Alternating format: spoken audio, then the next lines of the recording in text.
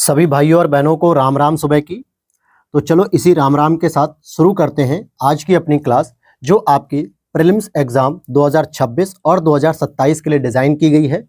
ये specially UP PCS, Bihar PCS, MP PCS, Rajasthan PCS, Jharkhand PCS, Chhattisgarh, Uttarakhand PCS, इन सभी के लिए बहुत ही बेनिफिशियल ये सीरीज मैंने शुरू की है, जो आपकी प्रीलिम्स में बहुत ही मैक्सिमम हेल्प करने वाली ये सीरीज है।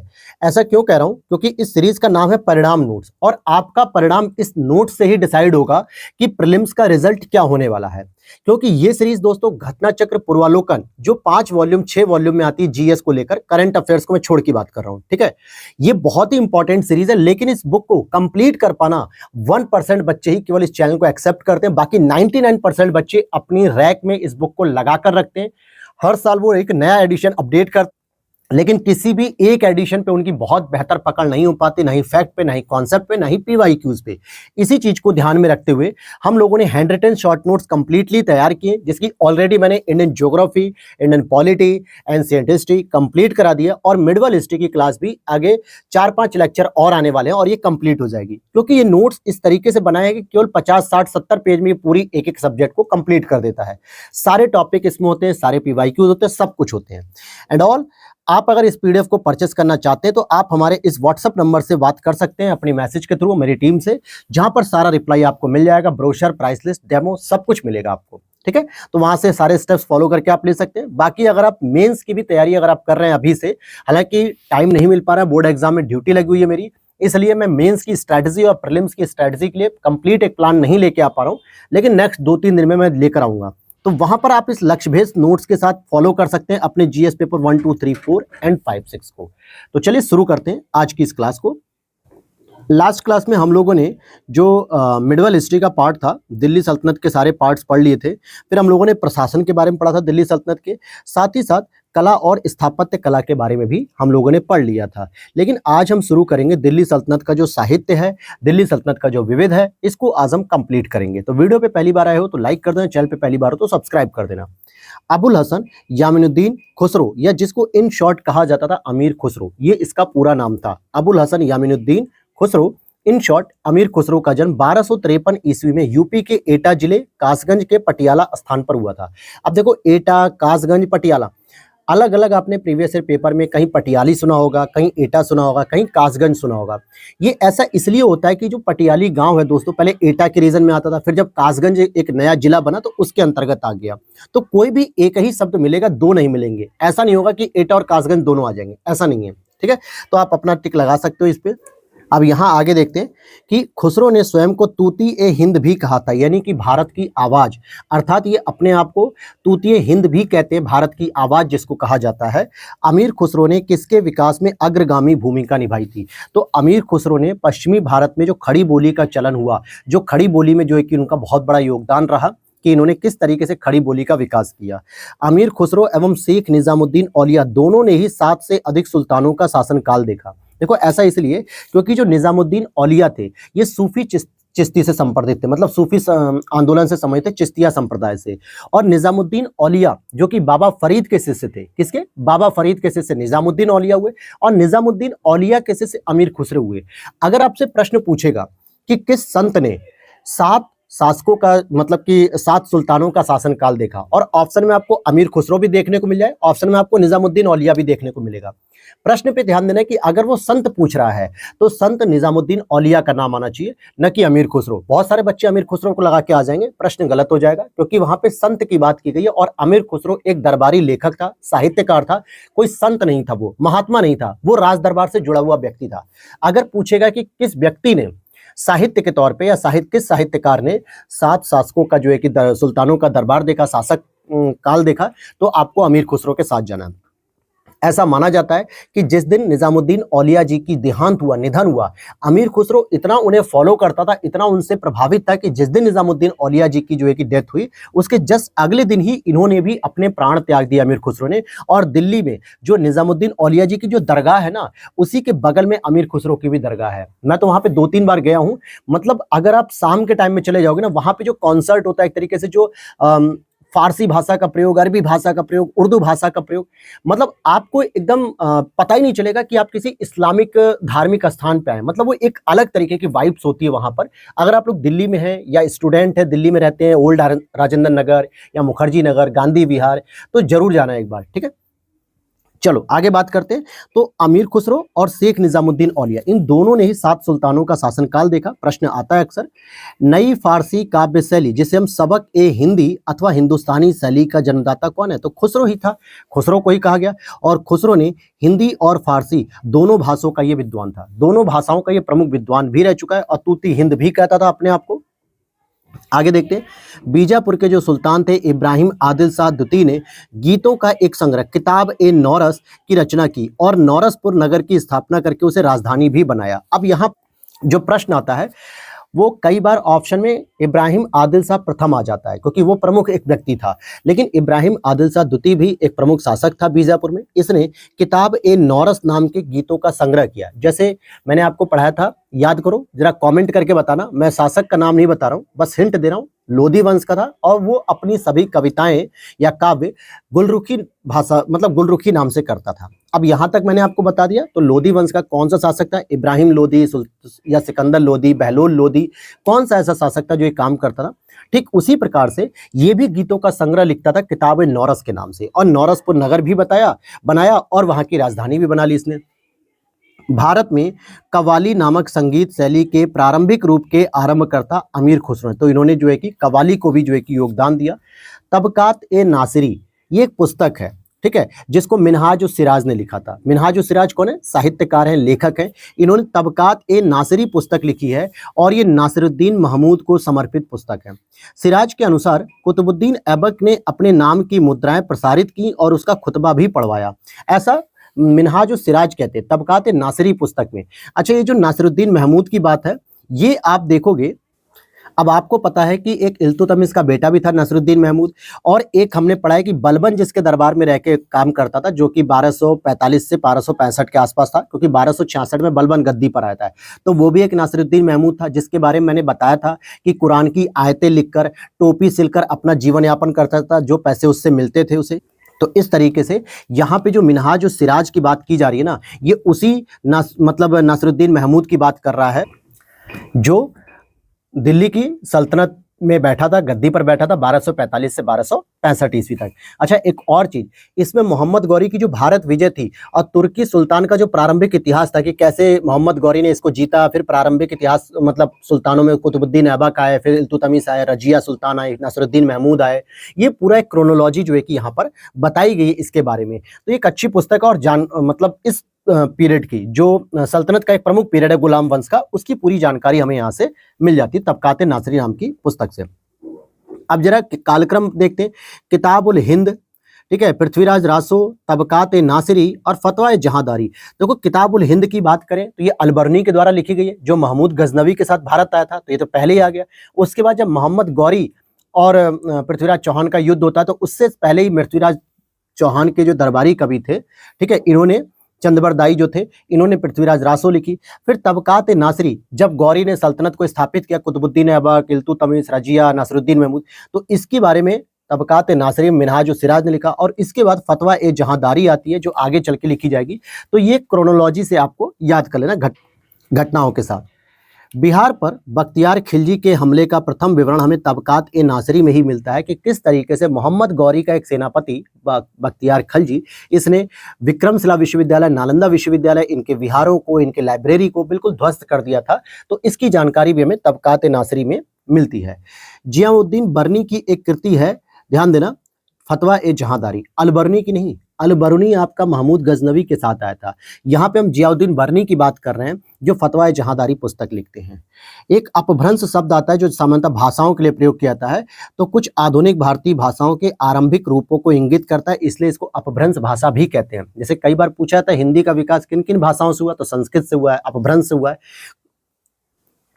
जियाउद्दीन बर्नी साहब ने एक और पुस्तक लिखी, तारीख ए फिरोज शाही। हसन निजामी, ये हरान नहीं, हसन निजामी ने ताजुल मासिर नाम की एक पुस्तक लिखी है। फिर याहिया बिन सरहिंदी, दिस इज इंपॉर्टेंट, ये कई बार ये पुस्तक पूछी गई है दोस्तों, तारीख ए मुबारक शाही, तारीख ए मुबारक शाही और अमीर खुसरो ने खजाइन उल फतूह नाम की पुस्तक लिखी थी, तारीख ए दिल्ली नाम की पुस्तक लिखी थी, आशिकी नाम की पुस्तक लिखी थी, नूह सिपिहर नाम की पुस्तक लिखी है। ये कई अलग अलग पुस्तकें हैं जो अमीर खुसरो ने लिखी है। खजाइन उल फतूह कहते हैं, तारीख ए दिल्ली कहते हैं, आशिकी है, नूह सिपिहर है, अलग अलग उसने पुस्तकें लिखी हैं। फवाद उल फवाद ये अमीर हसन अल सिजजी की कृति है। देखो अमीर हसन अल सिजजी की कृति है और निजामुद्दीन औलिया के बारे में इसमें पूरा वर्णन दिया हुआ है फवाद उल फवाद में। सितार संगीत वाद्य को हिंदू मुस्लिम गान वाद्यों का सर्वश्रेष्ठ मिश्रण माना गया है, जैसे कि सितार जो यंत्र है आपका उसके लिए।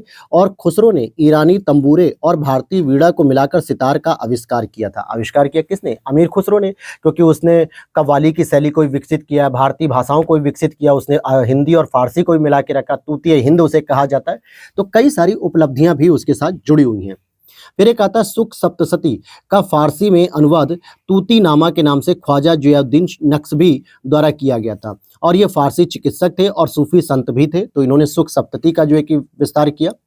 फिर कुछ रचना है और लेखक, जैसे तबकात नासिरी मतलब तबकात अकबरी जो कि निजामुद्दीन के द्वारा लिखी गई, निजामुद्दीन औलिया नहीं, निजामुद्दीन। एक और है राणा कुंभा संगीत के साथ साथ साहित्य कला का भी पोषक था। उसने संगीत शास्त्र पर संगीत मीमांसा, संगीत राज आदि ग्रंथों का प्रणयन किया। यहाँ पर पुस्तक की बात करते हैं, यहाँ पर विषय की बात करते हैं। मिरात ए सिकंदरी, ध्यान देना, मिरात ए सिकंदरी, बुरहान ए माशिर, रियाज उस सलातीन, रियाज उल मनसा। अब यहाँ पर देखो पुस्तकों के बारे में, तो मिरात ए सिकंदरी में गुजरात विजय का जानकारी मिलता है, जहाँ पे महमूद बेगड़ा के राज्य का वर्णन था। ध्यान देना, महमूद बेगड़ा राज्य अक्सर आपने सुना ना गुजरात में, तो इसका वर्णन था। बुरहान ए मासिर में बहमनी के अहमदनगर का इतिहास मिलता है। रियाज उस सलातीन में बंगाल का इतिहास मिलता है और रियाज उल मनसा में महमूद गवां के जानकार पत्रों का इतिहास मिलता है। ठीक है, तो ये कई बार प्रश्न बनता है, रियाज उल मनसा, तो महमूद गवां के पत्रों का इतिहास मिलता है इसमें। आगे देखते हैं, पुंडरीक विट्ठल ने संगीत ग्रंथ रागमाला की रचना की। किसकी? एक संगीत ग्रंथ है रागमाला, इसकी रचना पुंडरीक विट्ठल ने की थी। रस कौमुदी की रचना श्रीकंठ ने की।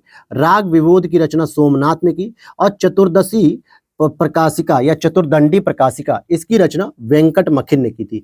तो ये जरा याद रखना, रस कौमुदी श्रीकंठ की, राग विबोध सोमनाथ की है।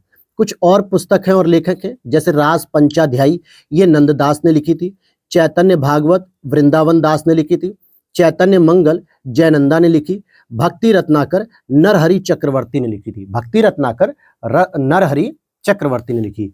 दिल्ली का वह सुल्तान जिसने अपने संस्मरण स्वयं लिखे, मतलब अपनी जो यादें थी, अपनी जो ऑटोबायोग्राफी कह सकते हो, तो फिरोज शाह तुगलक की ये पुस्तक है, फतुहात ए फिरोज शाही। ध्यान देना, तारीख ए फिरोज शाही अलग है, जिसको किसने लिखा?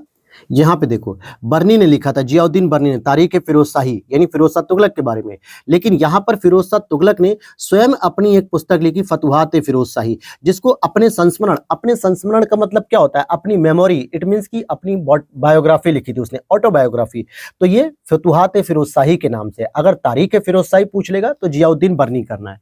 अब आते हैं दिल्ली सल्तनत के कुछ विविध वाले पार्ट जो बच गए होंगे, जैसे भारत में पोलो खेल का प्रचलन तुर्कों ने किया था। कुतुबुद्दीन ऐबक ने, स्वयं इसकी मृत्यु भी चौगान खेलते समय हो गई थी, यानी घोड़े से गिर गया था। फिरोज शाह तुगलक ने नहरों का निर्माण कराया था सबसे अधिक, ये मैंने पहले ही बता दिया था। बलबन ने नौरोज नाम का एक त्योहार शुरू किया था। अलाउद्दीन खिलजी ने दीवान ए रियासत की स्थापना की थी और जहांगीर ने सर थॉमस रो, यानी कि जहांगीर के दरबार में सर थॉमस रो या सर टॉमस रो भी कह सकते हो, ये दरबार में आया था। कि सुल्तान के शासनकाल में शाही महलों में हिंदू देवी देवताओं की पूजा होती थी। पहली चीज, सुल्तान इस्लाम धर्म को मानता था, फिर भी उसके दरबार में शाही महलों में हिंदू देवी देवताओं की पूजा होती थी। वो नसरुद्दीन खुसरो शाह था। कौन था? नसरुद्दीन खुसरो शाह। मुबारक शाह की हत्या के उपरांत खुसरो खां नसरुद्दीन खुसरो शाह की उपाधि धारण करके दिल्ली की गद्दी पर बैठता है, मुबारक शाह की हत्या करने के बाद। अब देखो, अगर आपको नहीं समझ में आया तो मैं बताता हूँ। यहाँ पे ये जो मुबारक शाह है ना, इसको आप पूरा लिख सकते हो मुबारक शाह खिलजी। ठीक है, ये वही व्यक्ति है मुबारक शाह खिलजी। याद करो जरा सा कि जिसने अलाउद्दीन खिलजी के बाद आया था, जब मुबारक शाह खिलजी, खिलजी वंश का, इसने स्वयं को ही खलीफा कह दिया था। एक प्रश्न तो इससे बनता है ये कि कौन सा दिल्ली सल्तनत का शासक था जिसने स्वयं को ही खलीफा मान दिया था? मतलब खलीफा का दर्जा दे दिया कि मैं ही खलीफा हूँ। मतलब कहते हैं ना कि आई एम द गॉड, मैं ही भगवान हूँ, जैसे नवाजुद्दीन सिद्दीकी कहता है ना आपोची भगवान, तो वही वाली बात है। तो मुबारक शाह खिलजी ने स्वयं को खलीफा कह दिया था, लेकिन बाद में जो खिलजी वंश का अंतिम शासक था, इसने मुबारक शाह खिलजी की हत्या की और खुसरो खां ने फिर नसरुद्दीन खुसरो शाह की उपाधि धारण की और वो गद्दी पर बैठ जाता है, जो लगभग जो है कि जुलाई से सितंबर 1320 के बीच में ही बैठता है। फिर यहीं से जो गाजी मलिक आते हैं, जो आपके तुगलक वंश का जो गियासुद्दीन तुगलक था, जो गाजी मलिक के नाम से जाना जाता था, सेनापति था, तो इसने नासरुद्दीन खुसरो शाह की हत्या की और फिर वहीं 1320 में जो है कि शुरू हो जाता है आपका, ठीक है। तो यहां तक बात समझ में आ गई। तो गियासुद्दीन तुगलक जो गाजी मलिक के नाम से जाना जाता था, उसने नसरुद्दीन खुसरो की हत्या कर दी थी और तुगलक वंश की स्थापना की, और नसरुद्दीन खुसरो ने मुबारक शाह खिलजी की हत्या कर दी थी और इसको निपटा दिया था। केवल 2-3 महीने ही शासन किया था। कुछ काल अनुक्रम है, जैसे अलबर्नी, ये कब आता है? तो अलबर्नी भैया महमूद गजनवी के साथ आता है। इब्न बतूता, ये मोहम्मद बिन तुगलक के दरबार में आता है। ट्रेवेनियर, ये आपके शाहजहां के दरबार में आएगा। मनुची उसके बाद आता है, ठीक। ऊंचे धार्मिक और न्यायिक पदों पर बैठे व्यक्तियों यानी उलेमा को सामूहिक रूप से दस्तान बंदान यानी पगड़ी पहनने वाला कहा जाता था, दस्तार बंदान, ठीक है। ये लोग वो थे जो उलेमा के पद पे रहते थे और ये पगड़ी पहनते थे एक विशेष प्रकार की सफेद रंग की, और उसकी डिजाइन बड़ी अलग होती थी। कई बार आपने ऐसे हिस्टोरिकल जो मूवीज वगैरह आती है, अलाउद्दीन खिलजी वाली मूवी देख लो जिसमें रणवीर सिंह ने रोल प्ले किया है, ठीक है, पद्मावत की कहानी, तो वहां पे जो उलेमा बैठे होते थे वो इसी तरीके की पगड़ी बांधते थे। कौन? कुलाह दारन कहलाते थे। सैयद वंश को कुलाह दारन कहते थे, क्योंकि मुस्लिम धर्म में जो सैयद थे, पीर आदि धार्मिक विचारकों का एक समूह था। चुंबकीय दिशा सूचक का भारतीय महासागरों में प्रयोग की प्रारंभिक सूचना किसने दी? तो सदरुद्दीन मोहम्मद औफी की पुस्तक है लुआब उल अलबाब तथा जवामी उल हिकायत। तो ये 2 पुस्तकें जो औफी की है, सदरुद्दीन औफी भी नाम आया था, मोहम्मद औफी भी आ जाता है, ये औफी उनका एक टाइटल था, ठीक है। तो इसी पुस्तक में इनकी जानकारी मिलती। कुछ और शासक हुए जिनकी शासनकाल को देख लेते हैं, जो अलग अलग समय में हुए। जैसे अगर आप देखो कि रजिया सुल्ताना 1236 से 40 तक थे, अलाउद्दीन खिलजी 1296 से 1316 थे, शेरशाह सूरी 1540 से 45 तक, और अकबर 1556 से 1605 तक थे। फिर कुछ और शासक हैं जो लोकल एरिया समय थे, जैसे बहादुर शाह कहाँ समय थे? गुजरात से, चांद बीबी अहमदनगर से, रजिया सुल्ताना दिल्ली से, बाज बहादुर मालवा से थे। कुछ और कालक्रम है, जैसे कुतुब मीनार का निर्माण होना, तो कुतुब मीनार का निर्माण भी कुतुबुद्दीन ऐबक ने शुरू कर दिया था, इल्तुतमिश ने पूरा कराया। आगे चल के फिरोज शाह तुगलक ने उसमें 4थी और 5वीं मंजिल स्थापित की। फिर फिरोज शाह तुगलक की मृत्यु हो जाती है, जाहिर सी बात है तुगलक वंश तो आगे आता है। पुर्तगालियों का भारत में आगमन 1498 ईस्वी में जो है कि सबसे पहले पुर्तगाली प्रवेश करते हैं। विजयनगर के कृष्णदेव राय का शासनकाल जो 1509 से लेकर 1538 ईस्वी तक था। और मैं फिर आपको बता दूं, कल ही मैंने बताया था आपको कि तुलुप वंश से थे, ठीक है। तुलुप वंश, सुलभ नहीं, तुलुप वंश से था, ठीक है, सालुब नहीं, पता चले आप उसमें कंफ्यूज हो जाओ। तो इससे पहले ही जो है कि आपको 1498 में पुर्तगालियों का आगमन देखने को मिल जाता है। तराइन का जो दूसरा युद्ध था ये 1192 ईस्वी में लड़ा गया था पृथ्वीराज तृतीय, जिसको हम लोग पृथ्वीराज चौहान भी बोलते हैं, और मोहम्मद गौरी के मध्य। ऐसा माना जाता है कि इसमें पृथ्वीराज चौहान की हार होने के बाद उसको अजमेर भेज दिया गया था पृथ्वीराज मतलब गौरी के द्वारा। जलालुद्दीन खिलजी की हत्या खुद उसके भतीजे अलाउद्दीन खिलजी ने 1296 ईस्वी में की थी, कड़ा मानिकपुर में। और अफगान का षड्यंत्र, फिर मोहम्मद बिन तुगलक द्वारा राजधानी का स्थानांतरण। तो भैया मोहम्मद बिन तुगलक तो 1336 के बाद ही करता है। कुछ और रचनाएं हैं, जैसे मत्त विलास प्राचीन महेंद्र वर्मन प्रथम ने लिखा था, भोज ने समरांगण सूत्रधार लिखी थी, सोमेश्वर ने मानसोल्लास लिखा था, आइन उल मुल्क मुल्तानी ने अलाउद्दीन खिलजी, मोहम्मद बिन तुगलक और फिरोज शाह तुगलक के अधीन अपनी सेवा प्रदान की थी। जौहर प्रथा की शुरुआत राजपूतों के समय में हुई थी, और इनके लिए जो जानकारी मिलती है हमें, वो एक पुस्तक का नाम है पद्मावत पुस्तक। पद्मावत पुस्तक ही कहोगे, जो मलिक मोहम्मद जायसी ने लिखी है, पद्मावती या पद्मावत पुस्तक, उसमें जो है कि इसकी जानकारी मिलती है। हेमचंद्र सूरी की बात करें तो मध्यकालीन विद्वान या लेखकों में जैन धर्म का यह अनुयायी था। मतलब मध्यकालीन जब दौर चल रहा था उस समय ये जैन धर्म के अनुयायी थे हेमचंद्र सूरी। और जय सिंह सिद्धराज के दरबार में, ये शायद स्टेटमेंट अधूरा है दोस्तों। सैयद वंश के सुल्तानों का जो क्रम था, देखो सैयद वंश जो है कि बीच में आता है कब? जब आपका तुगलक वंश समाप्त होता है और लोधी वंश को आना होता है, उससे पहले ही जो है कि ये बीच में ये क्रोनोलॉजी आ जाती है, ठीक है।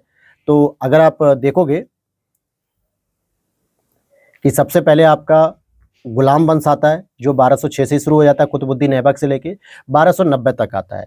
फिर उसके बाद खिलजी वंश आता है, खलजी कह दो चाहे खिलजी कह दो, 1290 से लेके 1320 तक आता है, 30 वर्षों तक शासन करते हैं लोग। फिर उसके बाद तुगलक वंश आता है, जिसमें गियासुद्दीन तुगलक गाजी मलिक के नाम से स्थापित करता है सत्ता को, नसरुद्दीन खुसरो शाह को मार के। तो 1320 से लेके 1414 तक आता है।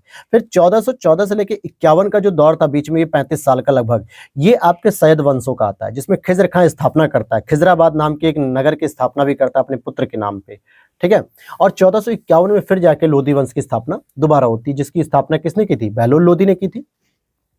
तो सुल्तानों का जो क्रम था, इसमें खिज्र खां आता है 1414 से 21 तक, फिर मुबारक शाह आता है 21 से 34 तक, फिर मोहम्मद शाह आता है 34 से 45 तक, और लास्ट में अलाउद्दीन आलम शाह आता है जो 1445 से 51 तक रहता है, और ये अंतिम शासक था सैयद वंश का। इल्तुतमिश कौन थे? रजिया के पिता थे। गुलबदन बेगम कौन थे? बाबर की पुत्री थी। गुलबदन बेगम बाबर की पुत्री थी, जो कि हुमायूं की बहन भी थी। शाह तुर्कान इल्तुतमिश की पुतनी थी। हमीदा बानू बेगम हुमायूं की पत्नी थी। तो यहाँ पे कुछ रिलेशनशिप को बताया गया, क्योंकि मिडिवल हिस्ट्री में कई बार रिलेशनशिप को लेकर कंफ्यूजन रहता है। तो इल्तुतमिश रजिया के पिता हैं, गुलबदन बेगम बाबर की पुत्री हैं, शाह तुर्कान इल्तुतमिश की पत्नी है, हमीदा बानू बेगम हुमायूं की पत्नी है। 13वीं और 14वीं शताब्दी में भारतीय कृषक खेती नहीं करता था मक्का में, क्योंकि भैया वहां पे जबकि गेहूं, जौ, चावल, कपास और चना आदि की जाती थी। एक मिनट, थोड़ा सा गलत हो गया दोस्तों। 13वीं और 14वीं शताब्दी में भारतीय कृषक जो खेती नहीं करता था, मक्के की नहीं करता था, खाने वाला मक्का, जिसे भुट्टा भी कहते हैं, कौन कहते हैं, जबकि गेहूं, जौ, चावल, कपास, चना आदि की जाती है। अब वो कह रहा ना यार, मिडवल हिस्ट्री चल रही है, तो यहाँ पे मक्का, मदीना, इस्लाम धर्म, इनका ज्यादा दिमाग चल रहा है। मध्यकालीन भारत में एक महत्तर और पट्टिकिल पदनाम किनके लिए प्रयुक्त होते थे? ग्राम मुखिया के लिए। जो गांव के मुखिया होते थे, जिसको आज हम लोग प्रधान कहते हैं, ग्राम प्रधान एक तरीके से चुनाव वगैरह होता है, तो उनके लिए महत्तर और पट्टिकिल नाम का शब्द प्रयोग किया जाता है।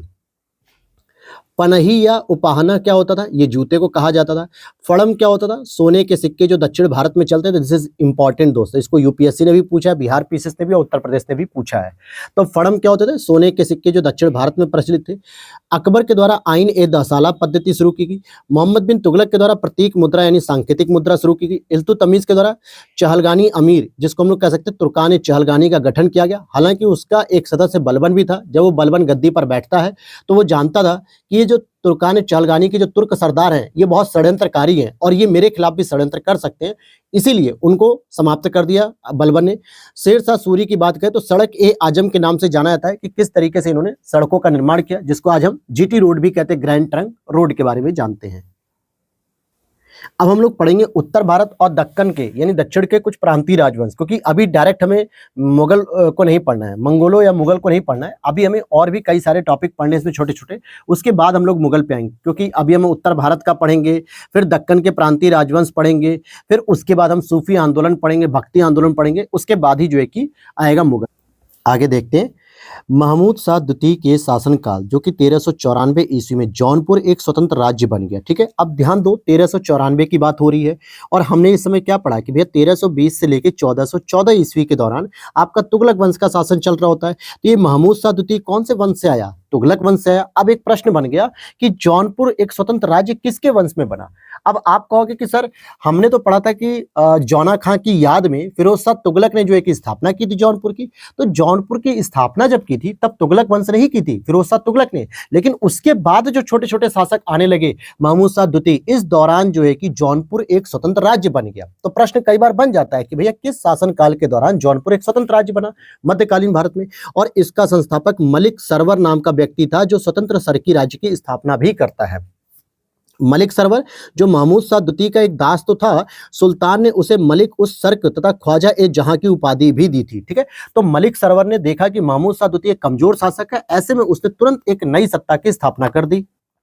फिर आगे देखते हैं, जौनपुर राज्य का अंतिम शासक कौन था? हुसैन शाह सरकी। इसने 1479 में बहलोल लोधी द्वारा पराजित कर लिया गया और लोधी वंश के द्वारा जौनपुर का फिर से विलय कर लिया गया दिल्ली सल्तनत में। तो क्या कहानी आपने पढ़ी कि भैया फिरोज शाह तुगलक के द्वारा जौना खां, जो उसका चचेरा भाई था मोहम्मद बिन तुगलक, उसकी याद में एक जौनपुर नाम का नगर बसाया गया, क्योंकि फिरोज शाह तुगलक ने बहुत सारे नगर बसाए हैं। उसको महमूद शाह द्वितीय के शासनकाल में तुगलक वंश में ही उसको एक स्वतंत्र राज्य का दर्जा दे दिया गया जौनपुर को। बाद में लोधी वंश में जब बहलोल लोधी इसे पराजित कर देता है अंतिम शासक को, और जौनपुर को फिर से दिल्ली सल्तनत के अधीन कर लिया जाता है।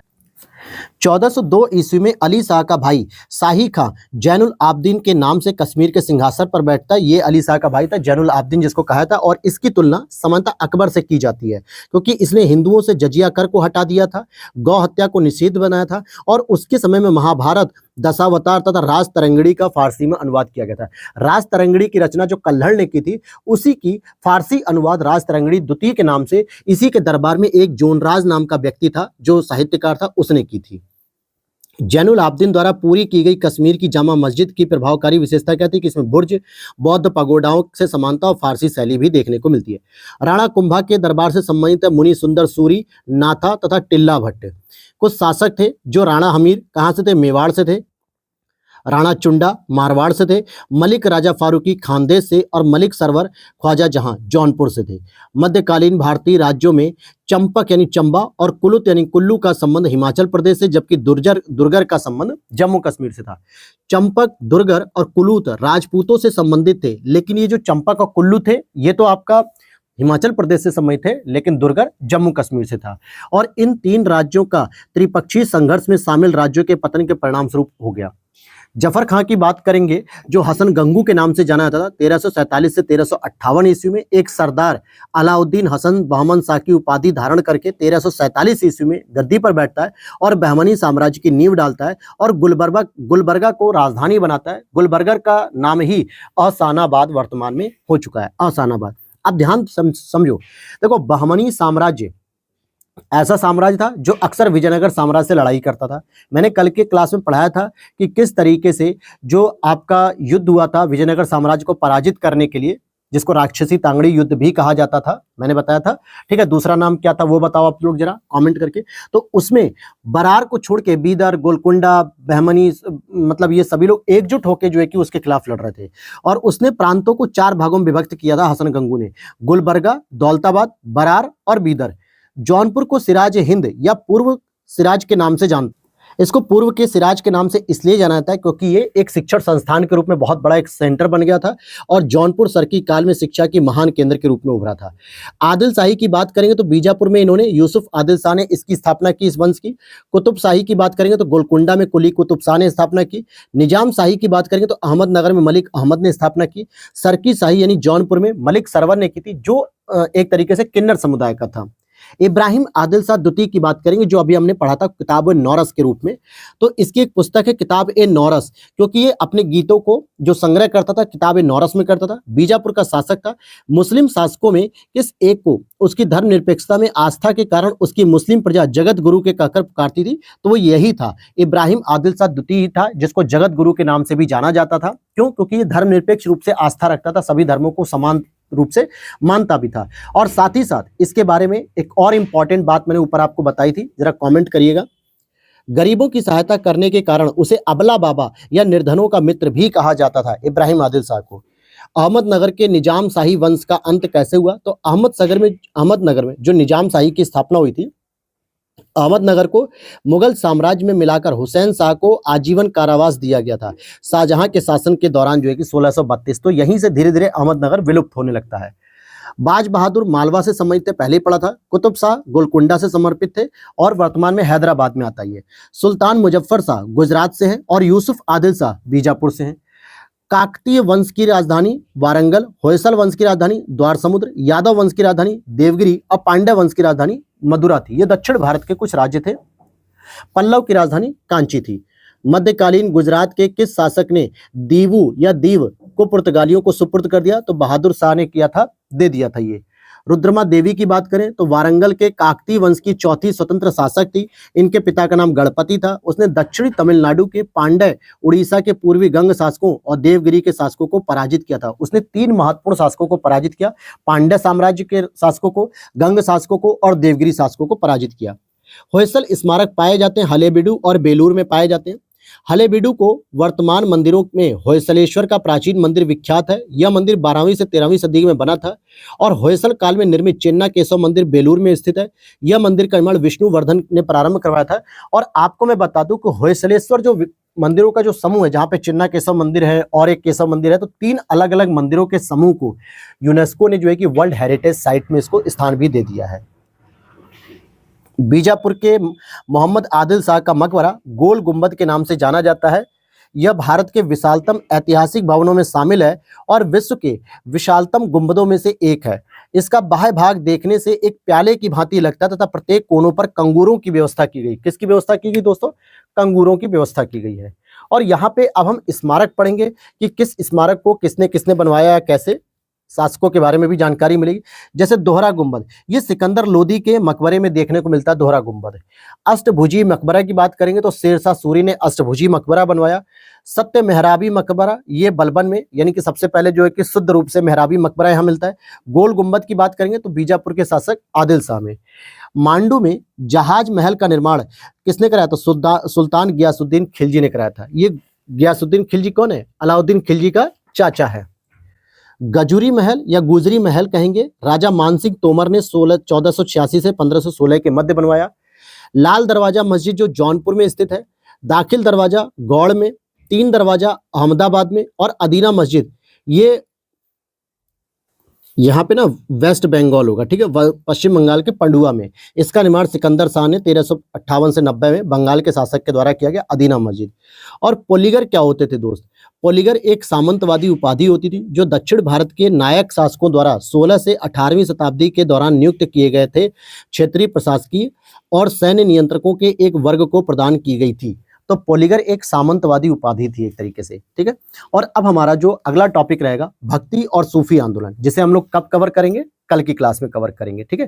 तो अगर आप यहाँ पर देखोगे तो लगभग मैंने 50 पेज में से 20 पेज को कवर करा दिया केवल 3 से 4 लेक्चर में, और आगे मुश्किल से मुश्किल इसके 5 लेक्चर और आएंगे, अच्छे लेक्चर, और हम लोग इसको कवर कर लेंगे। तो हमारा फिर नेक्स्ट जो टॉपिक शुरू होगा वो रहेगा आपका मॉडर्न हिस्ट्री। तो वीडियो अच्छी लगी तो लाइक कर देना, चैनल पे पहली बार हो सब्सक्राइब करके देना दोस्तों, और इसकी पीडीएफ को आप यहाँ से परचेस कर सकते हो, या फिर अदर सब्जेक्ट के भी आप डेमो वहां पर देख सकते हो, क्लासेस देख सकते हो, ताकि आपको एक आइडिया लगे कि किस तरीके से इसमें घटना चक्र पब्लिकेशन की पूरी पूर्वालोकन को समाप्त किया गया है कम से कम पेजेस में। मिलते हैं नेक्स्ट वीडियो में। जय हिंद, जय भारत, जय श्री राम।